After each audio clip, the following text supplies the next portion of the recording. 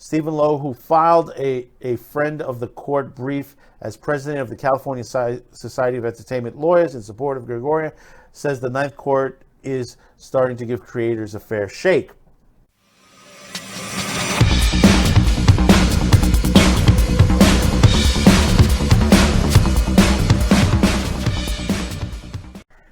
There is, and I'm surprised this is not on the front page. It has hit the media. I'm surprised a lot more people are not talking about this. And there is a lawsuit pending, and it has been reversed in one way. And it's basically Apple TV, and if you're familiar with, what is the name of the series? It was the Apple TV's series called Servant, which I think they've got about 3 seasons already on this. It is the main premise is a Philadelphia couple's mourning after an unspeakable tragedy causes a rift in their marriage and opens the door to a mysterious force to enter their home. And this is from M. Night Shyamalan. Lauren Aubrey's Neil Tiger Free and Rupert Grint is in this series. But what has happened? And I tell you, this happens a lot in this business recently. And you've been hearing a lot of these lawsuits where a lot of these big companies have been ripping off other writers or content that's created by. I mean, you know the whole situation, Nas Abdin, the video game one where freaking Discovery ripped off on that. He lost on his lawsuit on there. Well, in this case, which was basically one court threw it out, but it looks like it's back in again because it was appealed. The appeals court revives the copyright lawsuit over Servant. And we'll read into this. This is from Hollywood Reporter, Winston Cho. In a twisting befitting of M. Night Shyamalan's story, the creator is again facing lawsuit accusing him of ripping off a 2013 independent movie for his Apple TV series Servant after it was revived by the federal appeals court. Francesca Gregorian in 2020 filed a lawsuit against Apple, Shyamalan, and his production company Blinding Edge Pictures. She alleged that the first 3 episodes of Servant infringed on her movie The Truth About Emmanuel, which she wrote and directed. Both works explore the mother of Who Cares for a Doll, as if she was trying to, if it was real, to grieve the loss of a child and a relationship with the nanny hires to take care of the doll. Reversing a federal judge's decision to toss the case, the Ninth Circuit U.S. Court of Appeals on Tuesday found that the dismissal of the lawsuit at such an early stage of the case was improper because the reasonable minds could differ on whether the stories were substantially similar. This is a case which discovery could shed light on. The issues that actually matter to the outcome, reads the order. In particular, expert testimony would aid the court in objectively evaluating the similarities in cinematic techniques, determining the extent and qualitative importance of similar elements between the works, and comparing the works in different mediums of film and television. The decision is one of the few in favor of creators who claim copyright infringement, although it may be starting to change. Stephen Lowe, who filed a friend of the court brief as president of the California Society of Entertainment Lawyers in support of Gregoria, says the Ninth Court is starting to give creators a fair shake, which I agree on that, but it's still a long way to go. We were candidly very concerned about the effect of the case would have if left unchallenged, Lowe tells the Hollywood Reporter. Theft is rampant in the entertainment industry, and it basically goes unchecked because there is so much bad precedent. Infringers would just take their chances in the courts. Finally, perhaps the pendulum is beginning to swing the other direction. In the case, Apple moved to dismiss the lawsuit, arguing that The Servant and The Truth About Emmanuel are not substantially similar, and every similarity that did exist between the works was a genetic idea and not protected by copyright law. See, this is the situation. This was the same thing with the Nasabin case, They said, well, his situation is, they try to throw in, well, it's like a Western.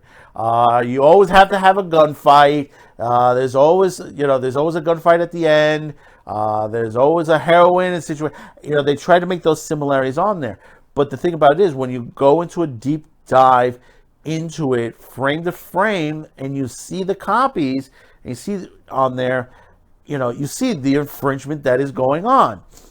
They would try to say that a particular species in the Star Trek one, they were trying to tell a specific species. Everybody knows about that. You can't copyright that. No, you can't copyright that, but you can't make it a device to travel through space, which he did, and that actual species of creature does not travel through space. So it's not a similarity. Dismissal turned on an analysis of the work's plots, themes, dialogue, mood, setting the pace, and characters, among other factors. Plot is the most important inquiry. The U.S. District Judge John Walter concluded that beyond a common premise, the two works tell very different stories. The Ninth Circuit, in an unpublished order, however, found that the outright dismissal of the case was premature because the discovery was not conducted. And see, that's what happened. And that was pretty much what was going on with the Paramount case. It was that they weren't going through a full discovery. Excuse me. We couldn't be happier with the ruling, Gregorian's attorney, David Erickson, tells Hollywood Reporter via email. The trial court dismissed the case without giving us the ability to look deep into what happened here, though the intense discovery with the help of an expert witness. The Ninth Circuit's court reversal means we will have the opportunity to just do that and to deep explore what certainly seems to be remarkable similarities between these two works. The decision in favor of Gregoria is at least the third from the Federal Appeals Court since 2020, reversing the federal judge's decision to toss a copyright lawsuit. In each of the cases, the Ninth Circuit cautioned the lower courts against imposing their views on what they suppose to be subjective inquiries requiring further arguments and expert testimony. The Ninth Circuit in 2020 revived a copyright lawsuit by writers Arthur Lee Alfred and Ezekiel Martinez Jr., alleging that Disney lifted ideas from the first Pirates of the Caribbean movie. The order came on the heels of the identical decision bringing back to life the copyright lawsuit against Guillermo del Toro, plagiarizing the 1969 play from Pulitzer-winning prize Paul Zindel to write The Shape of Water. The court found in two cases they were too quickly to dismiss, since reasonable minds could differ on whether the works are substantially similar.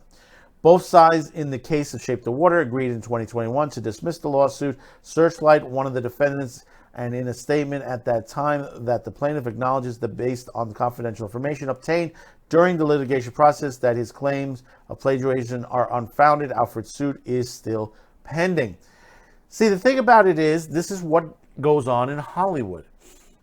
When you look, if you ever see a movie and say, well, that seems to be familiar. Where have I seen that before?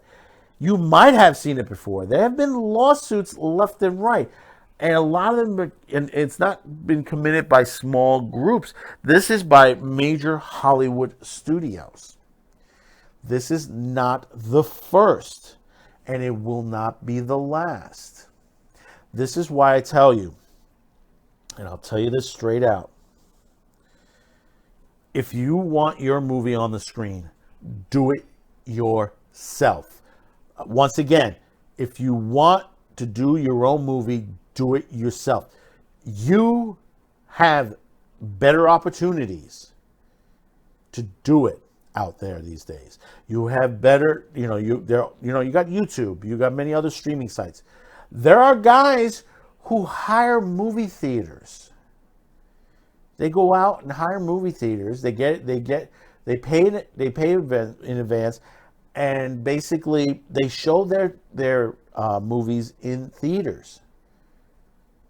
There's ways of making money. There are people who have made money. I know there's a guy out there, I think he did about 10 grand in one of his runs. He made back enough money from his production. His production cost a couple $1,000. I think $3,000, $4,000, I think it was.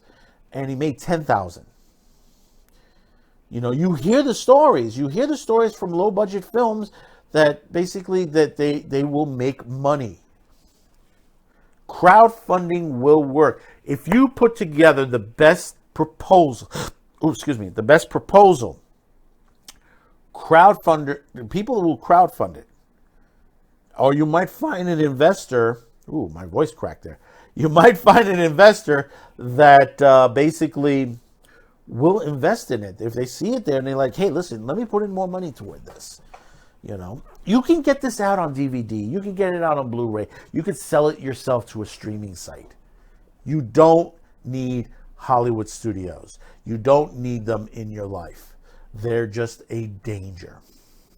And make sure when you do it, copyright everything. Make sure you haven't sent it out to anybody.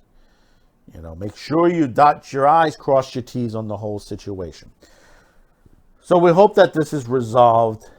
And things will get back to a situation on there.